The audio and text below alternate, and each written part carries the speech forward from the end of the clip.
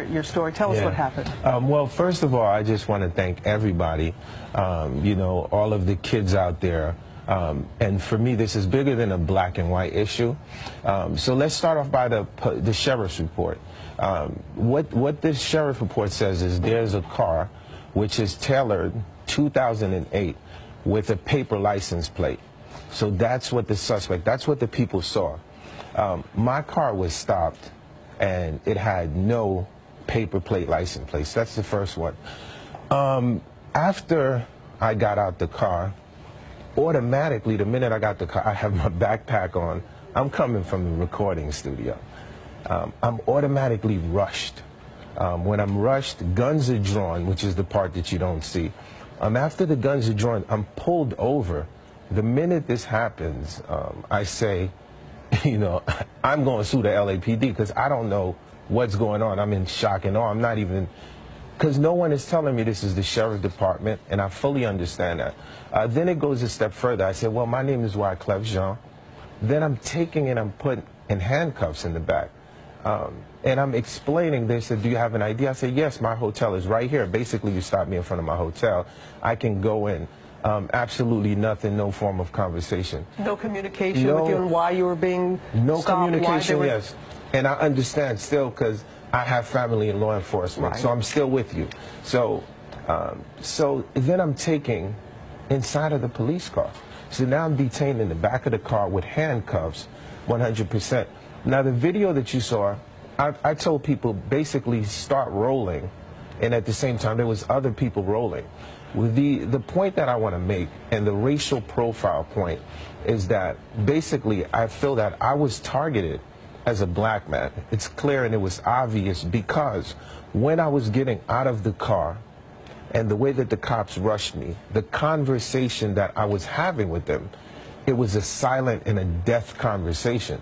So as a citizen, I feel that it's only right that if I'm telling you my name and who I am, it only takes a second with the technology that we have to basically press a button and Google and say, you know, this is Wyclef Jean. So I stepped up in the sense of, at the end of the day, I have family on both sides of the lens, but I got a chance to see what happens with a citizen versus a police firsthand. And I have to tell you, I was scared for my life to the point where I could have acted different. And if I acted different, something else would have happened. And you know? we have seen that in the past. And I know you were saying about the license plate, but the car itself was similar to what they were looking for. Yes. 2 passengers, those things were similar. Did you do anything? Did you do your actions in any way cause for the police for concern to think that you could possibly be that suspect? No, the only... Did you go for the... They said that they told you not to go to the trunk. Did you do that? No, I mean, it would be impossible for Wyclef Jean for the cops to tell me not to go to the trunk, for me to go to the trunk. But once again, it shows you like the judicial power of one person versus another. So basically, I'm alive to tell my story, right? And my story is not a citizen versus police or police versus a citizen. It's the idea of how can citizens trust police. So in order for citizens to trust the police, yes, we must apply the law, but in applying the law, we have to find judicial which is fair for the citizen. So if I'm telling you my name and I'm saying to you that I am not that person, once you put me in cuffs, what do you think happens when my daughter sees me in cuffs and I tell her when the police stop you, this is how you have to act. You have to be civil, you cannot curse, and she sees her dad doing all of this on television, and at the same... you were civil the whole time. That's right. I was civil the whole time. I mean, you saw me. I was very civil in conversation. Let me, we have a legal analyst, Dan Abrams, and I want to bring him in and ask him a question here. Dan, the police, they say they were just following due process. Yeah, I mean, look, the facts become critical here, but let's be clear on something. Wyclef has every right to be upset, every right to be outraged. He was pulled over wrongly for something that had nothing to do with him. But now let's evaluate it through the police prism, right? You have a gold car that they're looking for, an older gold car with a female driver and a passenger, male, wearing some sort of bandana. The actual suspects are captured 4 blocks away. Does that mean that they got it right? No. But does that mean that what they did was improper? Also no. I think one of the critical factors, and I'd like to know from Wyclef, is when he was pulled over in those 6 minutes, did they tell him why, what they were investigating? Because I think that's crucial in terms of police procedure. You heard, did they tell you why? Yeah, definitely. So the number What'd one, they say to you? yeah, the number one thing is when I was pulled over, and when I got out the car, I was not told why. So if I'm not told why and guns are drawn on me, how am I supposed to react? That's one. Number two is also when I'm handcuffed now, I tell the officer my name. Absolutely no reactions. Then I'm put inside of the car. Not until I'm put inside of the car and I'm in cuffs, 6 minutes, I'm told, okay, there was an investigation.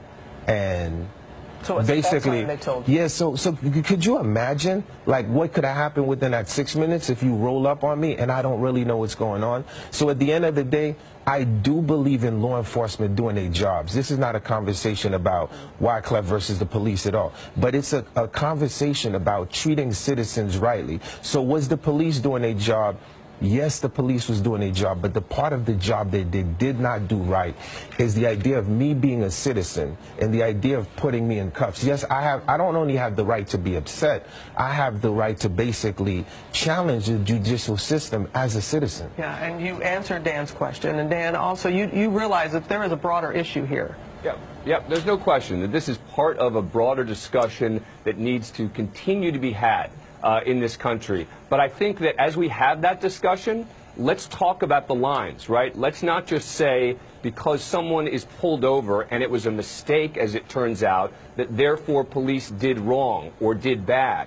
Let's talk about exactly what happened. Let's talk about the procedures, exactly as we are having right now, which is exactly, you know, for example, the police are saying that there were certain actions that he took that made them uncomfortable. Police do put people in cuffs sometimes, very much temporarily, as they try and sort something out. That's not necessarily bad procedure. That's not necessarily wrong. And furthermore, I'd say, imagine someone being pulled over and saying, I'm Wyclef John, you know, that could be considered a joke by some people. You got to verify it. You got to be able to confirm it. Well, yeah.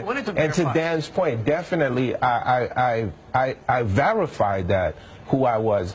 And the other point of what's going on that I want Dan to understand is, at the end of the day, I'm not saying that the police did wrong. The part of the issue in the long conversation that we have to have is how do we establish real relationships with the police and the citizen. So Wyclef is alive. So as a person that is alive, I'm telling you I got out the car, Dan, and I'm telling you I did nothing wrong. I kept my backpack, my hands was down, I was cuffed, I never went in the trunk. So whoever tampered with that information and said Wyclef was in the trunk, he went in the trunk when they asked him.